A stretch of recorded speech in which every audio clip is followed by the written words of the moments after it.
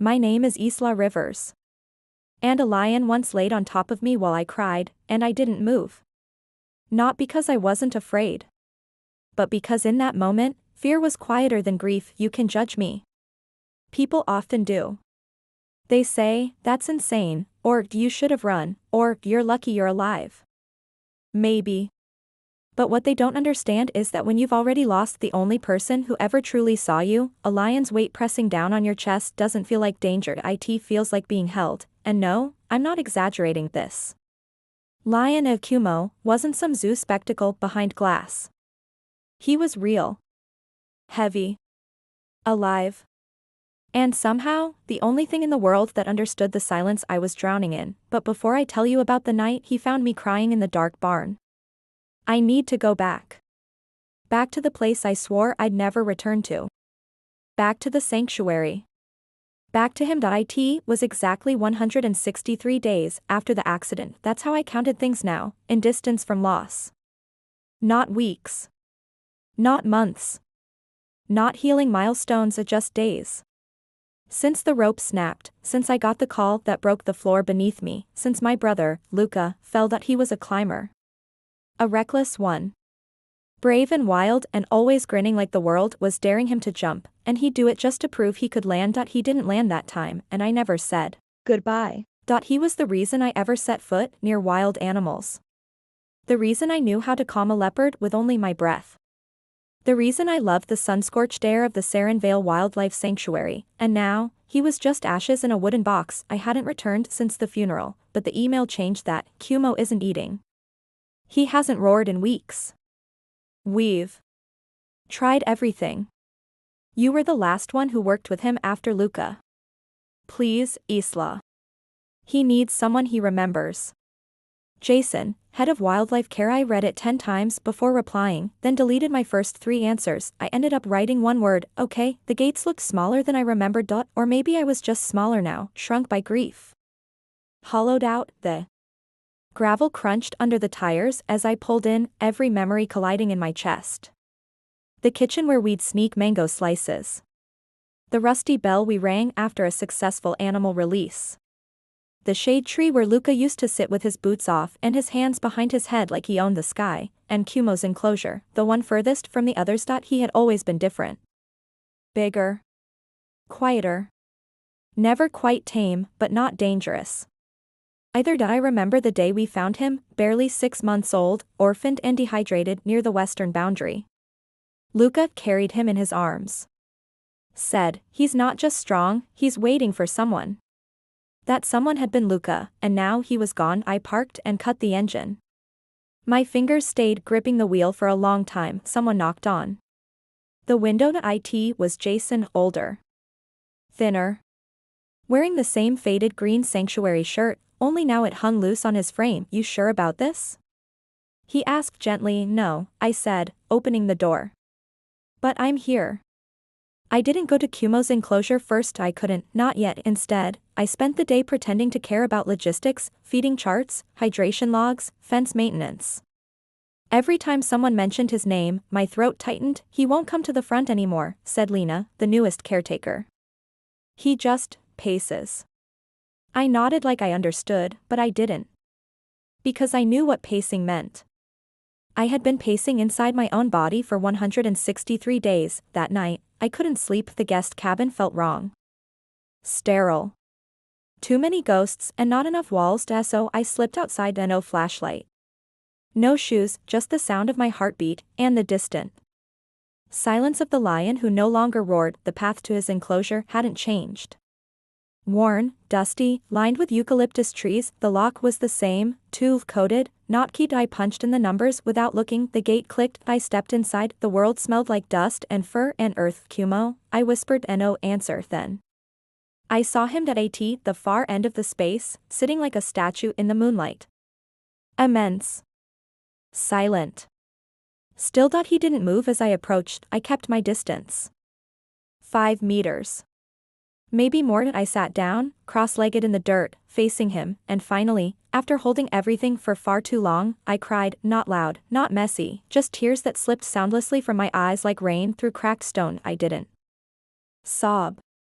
Didn't scream. Didn't ask the sky for answers, I just cried, and then, I heard him move paws on dirt. A low rustle. No growl. No warning, just steady steps that he came closer, and closer. I didn't breathe that he was bigger than I remembered. His mane fuller. His eyes darker. He looked like a myth walking through moonlight. He stopped just in front of me. My heart stuttered, but I didn't run. I couldn't, because for some reason, I wanted to know what he would do. Kumo lowered his massive head, sniffed the air, then, he gently pressed his chest against mine and lowered himself onto me, slowly. Carefully until half his body was draped across my lap, his head resting against my shoulder, his enormous weight folding me into the earth. I didn't scream, I didn't move, I couldn't not. He was warm, heavy, alive, and somehow, in that impossible, surreal moment, I wasn't afraid. I was seen, held, and the tears kept falling, but this time, I let them. I whispered my brother's name into the lion's fur. Kumo, I breathed. He's gone. Kumo exhaled.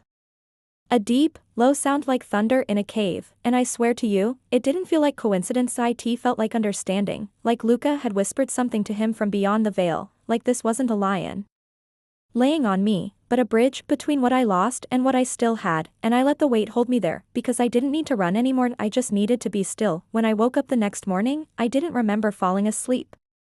Only the weight. And the warmth. And the way the silence finally didn't hurt. Kumo was gone, the imprint of him was still there on flattened earth, the smell of his mane on my clothes, and a few long golden hairs stuck to my sweater like tiny pieces of proof that it wasn't a dream. The sun was just beginning to rise. The sky burned in streaks of coral and deep rose, setting the horizon on fire. For a few seconds, I forgot to breathe, not because I was afraid, but because, for the first time in 164 days, I didn't feel like I had to hide from the light. Back at the cabin, I changed clothes and scrubbed the dirt from my skin. I didn't speak to anyone. I didn't explain where I'd been, and no one asked, but Jason noticed. I could feel it in the way his eyes lingered a little longer than usual when I walked into the main lodge. You all right? He asked, handing me a mug of tea. Yeah, I said softly. Then looked up. He laid on me. Jason blinked. Kumo? I nodded. He just, what, came up and pressed against me, I whispered. Then lowered himself onto me. I didn't move. I couldn't. Jason exhaled through his nose and leaned back. He's never done that with anyone, he said. Not even Luca. He was always just beside him. Never on him. A pause, then, you okay with that? I stared at the mug. Watched the steam curl and vanish. I think I needed it. That day, I went back to work, not full shifts. Just small tasks. Sorting supplies. Cleaning syringes. Updating logs. My hands felt clumsy, like they were relearning the world, but I kept going. One task at a time. Every so often, I felt eyes on me, and not human ones, lion eyes. Late that afternoon, I wandered near the east field. There was a fallen branch I needed to mark for removal. The sun cast long shadows, and the air hummed with the low chorus of insects. I kneeled to adjust a tag on the fence post. That's when I heard it. A rustle behind me. Soft but heavy. Not fast, but deliberate. I turned to Kumo. On the other side of the wire, staring, his golden eyes locked onto mine with an intensity that stole the air from my lungs. He didn't move. Didn't growl. Just watched, like he was reading me, measuring me. Waiting. I rose to my feet slowly. My knees wobbled. I stepped toward the fence. He didn't retreat. Instead, he stepped forward, and lowered his massive head until his muzzle nearly touched the mesh. I raised my hand. Slowly. Barely breathing, and rested it, flat and open, against the fence. Kumo moved closer. So that the bridge of his nose met the exact spot. Warmth passed between us through steel, and no fear, and no walls, really, just the illusion of them. After that, it became a pattern. I didn't seek him out, but somehow, he always knew where I'd be. The water tanks. He was lounging under the nearby tree. I in the supply shed? He'd be watching from the hill, and every night, without fail, I found him just outside the back gate of the cabin, waiting, not demanding, not threatening, just there, like he was making sure I hadn't vanished, like he knew what it was to lose.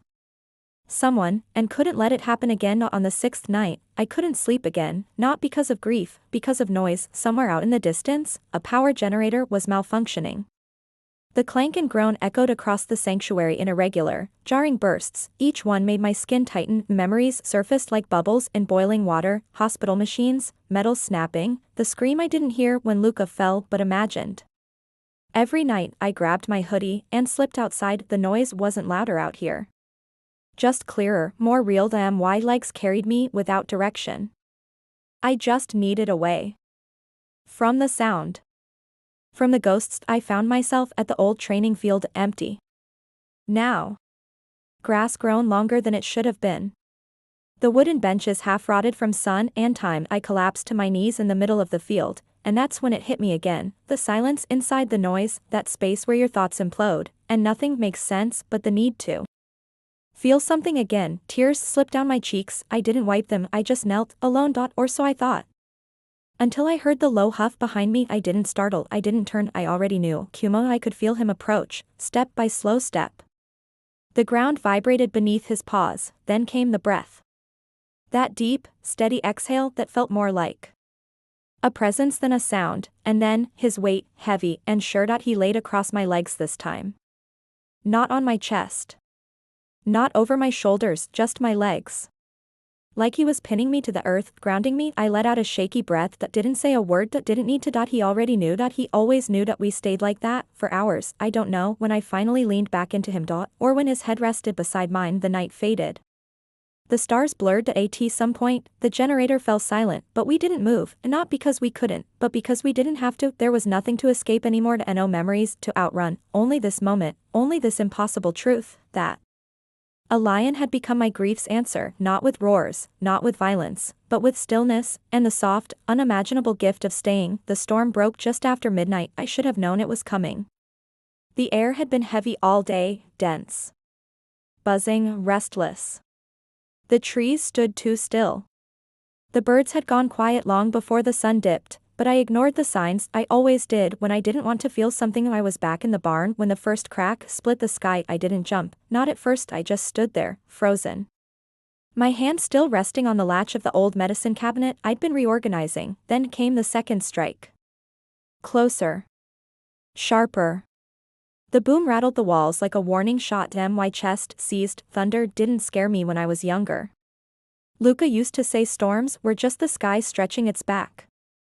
We'd sit under a shared blanket and count the seconds between the flash and the boom like it was a game. But now every sound felt like something tearing open inside me, and then the lights went out. A darkness swallowed the barn. Panic bloomed instantly, and not because of the dark itself, but because of the silence it left behind. The generator's hum gone. No wind. No birds. Just the distant rolling growl of thunder, and my own heartbeat crashing in my ears. I stumbled backward, hands fumbling against the wall until I found the tack shelf. I sank to the floor, curling into the corner, knees to chest. It hit me fast, the spiraling, the cold sweat, the feeling like my lungs were folding in on themselves. I pressed my forehead to my knees and gripped my arms, whispering the same words over and over. You're okay. You're okay. You're okay. But I didn't believe them, not until I heard him. The barn door creaked, then opened. A gust of wind swept in, followed by something heavier, denser. A shaped. I looked up. A silhouette stood framed in the doorway, broad, powerful, unmistakable even in the pitch black. Kumo. Lightning flashed behind him, painting him in stark silver. His mane rippled in the wind like something ancient, and for a second, I thought I was hallucinating. He wasn't supposed to be here. He wasn't even supposed to be able to get here. The outer gates should have been locked. His enclosure hundreds of meters away, but somehow, impossibly, he was here, and he was coming straight toward me. I didn't move. Couldn't. My breath hitched, not out of fear, but out of something deeper, something like awe. He stepped inside, one massive paw at a time. His body barely fitting between the workbenches and hay bales. His eyes glowed faintly in the shadows, fixed entirely on me. He didn't growl, didn't huff, didn't even blink. He just came, until he stood directly over me, and then, he lowered himself onto me, heavy. Solid. Real. First his chest pressed into my knees, then his side curled against my ribs. His head dropped onto my lap like he belonged there, and the moment his full weight settled across my trembling body, the panic stopped, just like that, like a switch had been flipped. Kumo's body was warm, grounding, unmoving. He didn't demand anything. Didn't try to fix me. He just stayed. I cried harder than I had in weeks, not the silent tears of that first night, these were raw, messy, grief-soaked. They poured from me like rain through a broken roof, spilling into Kumo's mane, soaking my sleeves, my chest, the floor, and still, he didn't move, and not a single twitch, just that deep, steady breathing, that slow, living heartbeat under his fur. A quiet promise, you're not alone. Not anymore. Somewhere in the storm, I started speaking in words I hadn't let myself say out loud. I should have been with him that day, I whispered. He asked me to go climbing, but I said no. I had a shift. Kumo's ear twitched. I stayed behind to clean out the bird enclosure. I continued, my voice shaking. He died while I was shoveling parrot crap. I let out a ragged breath. I could have saved him. The words burned like acid. I could have yelled, or grabbed the line, or stopped him from pushing too far. I always stopped him. Every time. I looked down at Kumo. He didn't blink, didn't look away, and something inside me broke. I don't want to carry this anymore, I whispered. I can't. The barn thundered again with another boom of lightning, but it felt distant, muted, irrelevant, because Kumo was still here, still on top of me, still holding me with the weight of his body and the quiet power of his presence, and slowly, like a tide retreating, the guilt began to ease, not vanish, but soften, make room for something else, something like grace. By the time the storm moved on, the barn was glowing faintly with the return of the generator lights. The harsh overhead beams flickered to life, buzzing softly. I blinked against the brightness. Kumo didn't react. He remained draped over me like a lion-shaped blanket, and for once, I didn't care how insane it looked. Didn't worry about staff finding us. Didn't think about rules or risks or whether this moment made sense to anyone else, because it made sense to me, and for now, that was enough. Eventually, he stirred, lifted his head, looked at me, then, just as slowly as he'd come, he rose to his feet and padded toward the open door. I sat up, dizzy from the absence of his weight, like gravity had changed. He paused in the doorway, looked back once, and then vanished into the gray before dawn. When I emerged later that morning, I found Jason near the outer gate. He was staring at something on the ground. I followed his gaze. The lock was broken, snapped clean through like someone had twisted it with a wrench, only no one had, and no one could explain how Kumo had made it out. No fences were damaged, no tracks leading in or out, just one bent latch, and a lion that had crossed the sanctuary in the dark, during a storm, to find me. Jason turned to me, wide-eyed. You think he knew? He asked. I nodded. Yes, I said. I think he always does. I packed at dawn, not because I was ready, because I was tired of pretending I ever would be. The storm had passed. The barn was quiet again. The guilt in my chest had shifted, yes, but it hadn't disappeared. It had just buried itself deeper, where even Kumo's weight couldn't reach it, and I couldn't keep asking him to carry what wasn't his. I folded my clothes carefully, laid them into the duffel bag like I was folding up pieces of the person I had become here. The quiet, fractured version of myself who wandered into lion enclosures and cried into golden fur. I left a note for Jason on the cabin table. Thank you. I just need to go home. Isla, whatever home even meant anymore. By the time I stepped outside, the morning was already warm. The trees shimmered with dew. The sanctuary buzzed with the slow rhythm of routine, staff calling to each other, water tanks being refilled, birds stirring in the canopy. I walked fast down the hill, past the old vet clinic. Through the main gate. I had reached the last stretch of path before the gravel lot, where my car sat waiting like a question I was finally ready to answer, when I heard it. A low sound, not a roar, not a growl, but not angry, not violent, just deep, powerful. A final. I stopped, turned slowly, and there he was, Kumo, standing in the center of the path behind me, blocking the way back to the sanctuary, his eyes locked on mine, his mane ruffled gently in the breeze. His body perfectly still. Regal. Immense. Every part of him quiet, but alert. I swallowed. Kumo, I said softly, I have to go. He didn't move. I stepped backward, one pace toward the car. He stepped forward. One pace. I stopped breathing, not because I was afraid, because something told me this wasn't a coincidence. This wasn't just a lion wandering out of his enclosure. Again, this was intentional. This was him telling me, you're not done here, and somehow I already knew. I dropped the BAGIT, hit the ground with a dull thud. The sound felt like punctuation. I sat down slowly on the dirt path, cross-legged, the way I had so many nights before. I didn't speak, that didn't move, just waited. Kumo approached. Point one. Slow step at a time, each one deliberate. Measured. His eyes never leaving mine. When he reached me, he didn't pause. He walked right up and gently, like it was the most natural thing in the world, pressed his body into mine, then lowered himself across my lap, his full weight again, familiar now, welcome this time. It didn't break me. It held me. I leaned into him and whispered, "You always know." A few staff had started to gather behind the fence, watching from a respectful distance. I saw Jason among them. His arms were crossed, his eyes wide, but no one came closer. They didn't dare interrupt, because they saw it too, that this wasn't just a lion comforting a woman. This was a decision. By both of us.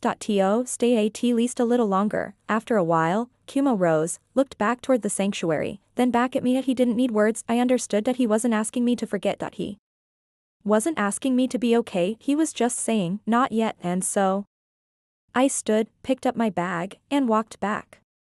That evening, I sat with him in the enclosure as the sun set. We didn't touch, didn't need to. He sat beside me like a lion carved from stone. I looked at the horizon and spoke out loud, "Luca would have loved this light." Kumo blinked slowly. "Remember how he used to sneak papayas into your feed?" I asked with a small smile. "Said you had better taste than the rest of us." The wind stirred. I keep thinking, if I had gone climbing with him, maybe he wouldn't have taken that final leap. Maybe he would have been more careful. Kumo huffed softly. I closed my eyes, but maybe not, I admitted. Maybe he would have jumped anyway. Because that's who he was. A pause, and maybe that's okay. That night, I didn't go back to the cabin. I laid a blanket down in the corner of the barn. Kumo settled nearby, his body casting long shadows in the low lamplight. I couldn't sleep. So I told him things I hadn't told anyone, how I'd been angry. Not just at fate, but at Luca, for leaving me to carry everything alone, for always being the wild one while I was the steady one. How I hated that it took a lion's presence to make me feel human again, and how I didn't want to lose that. Didn't want to lose him. I fell asleep somewhere between words, and woke up hours later with a mane in my face and a paw draped heavily across my legs. Kumo had moved in the night. Be closer, and I didn't move him, not this time, because I finally understood. He didn't lay on top of me to trap me in place. He laid on me to remind me, "You're still here. You still matter. You are not alone." The memorial was small, just a circle of people beneath the old fig tree near the southern edge of the sanctuary, where Luca used to take his breaks, boots off, arms behind his head, eyes to the sky like he was waiting for the stars to fall. Jason organized it. He said it was time, that everyone needed a way to say goodbye. Even me, especially me. I hadn't prepared a speech. I barely knew why I agreed to speak at all. But when the moment came and Jason looked at me across the circle, I stepped forward. My hands were shaking, the birds above us were loud, and for a moment, I couldn't find my voice. Then I looked out over the heads of the people gathered, and spotted him. Komoda at the far end of the hill, just beyond the enclosure fence, silent. Watching it, I breathed in, and began. "Luca never wanted to be remembered with flowers," I said, voice soft but steady. "He said they were only beautiful when they were alive. And he didn't want to be something people looked at once a year out of guilt." A few people chuckled. I smiled faintly. I used to think I'd never forgive him for dying the way he did, jumping into danger like it would catch him, leaving me here to figure out how to exist without him. The wind shifted. I looked toward Kumo again. "He was the reason I ever believed in something bigger than myself," I continued. "He taught me how to read the wind. How to walk without making a sound. How to stare into the eyes of something wild and not blink." My throat tightened, and after he was gone, I forgot all of it. I paused. I forgot how to be still. How to feel. How to breathe. The circle was silent now. I glanced down. Then back up, but someone reminded me. I turned slightly, so I was facing the far fence line. Kumo did. Gasps fluttered through the group, and then quiet. Kumo didn't save me with words. He saved me with silence. With stillness. With weight. I pressed my palm flat against my chest. He laid on top of me, more than once. And every time, I could breathe again. Not because I wasn't broken, but because he didn't need me to be whole. He just stayed. I wiped my cheek, I think. That's the bravest thing you can do for someone grieving. Not fix them. Not cheer them up. Just stay. Even when they're silent. I looked at the people around me, some had tears on their cheeks. I looked back at Kumo, that he didn't move, that didn't blink, but I felt him there like a force of nature, a heartbeat I could count on. Thank you, I whispered. For seeing me when I couldn't see myself. Then I stepped back into the circle, and the memorial went on, but in my chest, something had already settled, like a stone finding its home in still water. That night, the sanctuary was quiet, too quiet. I wandered, not aimlessly to my body knew where it was going even if my mind didn't. I passed the cabins. The main gate. The dusty storage shed with its warped roof. I crossed the field with the broken troughs and the half-buried fence post Luca never finished digging out, and then, finally, I reached the enclosure, but Kumo wasn't inside. Panic rose until I turned and saw him at the top of the hill, beneath the fig tree, waiting. I climbed toward him slowly. My legs were tired, my chest full. When I reached him, he didn't move. I collapsed beside him in the grass. No words, no pressure, just the two of us under the stars. I don't know how long we sat there today, an hour? 3. Time felt irrelevant. The moon crept slowly across the sky, trailing silver light behind the clouds. To some point, my breath caught, not from sadness, but from something else, something like surrender. I curled my knees to my chest and leaned into him, and whispered, I'm scared. He didn't respond, but he listened. I'm scared that if I heal, I'll forget him. Kumo blinked. I'm scared that if I let go of the grief, I'll lose the last thing I have left of Luca. I reached out and rested my hand on his mane, and I'm scared that maybe I need you more than I should. I laughed softly, bitter and sad all at once. Who even needs a lion like this? But I knew the answer. I did, not because he replaced what I lost, but because he reflected it. Every silent second with Kumo was like Luca staring back at me, untamed, grounded, alive in a way words never are. And then, without prompting, Kumo moved slowly. He shifted his massive weight and climbed onto me again, this time, not cautiously and not hesitantly. He draped himself over me like a final act of understanding, like a shield, like a goodbye. I closed my eyes and felt his heartbeat against mine. One thud, then another, then silence, and I cried, not in pain, not in fear, I am relieved, I am surrender, I am release. And he stayed all night, not moving, not demanding, just being heavy, warm, real. And when the first light of morning touched the horizon and the birds began to stir again, he rose, looked at me once, then turned and walked away, not far, just far enough to say, you can stand now. And I did, with shaking legs and full lungs. I stood, and for the first time since Luca died, I didn't feel alone in the world. I felt carried and chosen to be a creature who didn't have to care, but did anyway. End.